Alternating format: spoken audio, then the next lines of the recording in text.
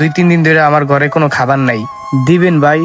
দিলে খুব উপকার হইতো। 2-3 দিন ধরে না খায় রোজা রাখতাছি ভাই। এই ভাই একবার কইছি না এটা পাইকারি দোকান, এখানে বাকি বুকি হয় না। এই শাকিল, হ্যাঁ ভাই, 1 বস্তা চাল আর 10 কেজি ডাল আর একটা 5 কেজি তেলের বোতল বাসায় পাঠাই দিস, বাকি বুঝছস? এই মাসে বেতনটা পেয়ে দিয়ে যাবো মনে। আরে ভাই আপনি এটা কি করলেন? কি করছি ভাই? আরে ভাই আপনার লিগে কি না আছে? আপনার লিগে এই দোকান উন্মুক্ত। আপনি এই মাস না, আপনি একবারে 1 বছরের বাজার লয়ে যান, তাও আপনার লিগে না নাই। আপনি সরকারি চাকরি করেন ভাই। এই তো ভাই, তুমি যে কি কইলা, এই তোমার এই ব্যবহারের কারণে তো আমি অন্য কোনো দোকান থেকে ভাগি খাই না, সব তো তোমার দোকান থেকে খাই। ঠিক আছে ভাইয়া, পাঠাই দিও তাহলে। হ্যাঁ, ভাই শ্যাম, ভাই যে লিস্ট গুলা কইছে এই লিস্ট গুলা বাসা যা দিয়ায়। বাসায় ঠিক মতো যেয়ে দিয়ে, হ্যাঁ দুপুর আগে দিয়ে কিন্তু ভাইয়া। ভাইয়া আমাকে কিছু সদায় বাকি দেওয়া যাবে? আমি না খাইয়া রোজা রাখছি, আপনি বাকি দিলে ইফতারের সময় বাচ্চাদের নিয়ে খাইতাম। ভাই এই দোকান পাইকারির দোকান, এখানে বাকি বুকি হয় না।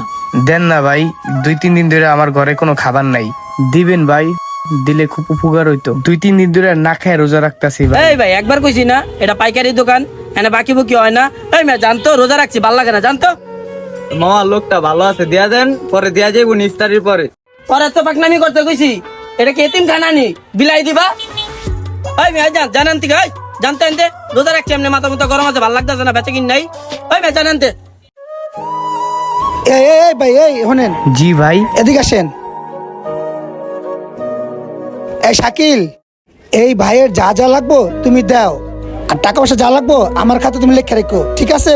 বেড়া অনেক অসহায়, বুঝো নাই? বিপদে পড়ছে মিয়া, দিলে সমস্যা নাই, রোজা রমজানের দিন ভালো হইব। এরকম ব্যবহার তোমার করা উচিত নাই মিয়া। দেখ মিয়া, আরে ভাই এই যে গরিব মনে করে দিতেছেন না, আপনার পকেটে আর 2 দিন পর টাকা থাকবো না।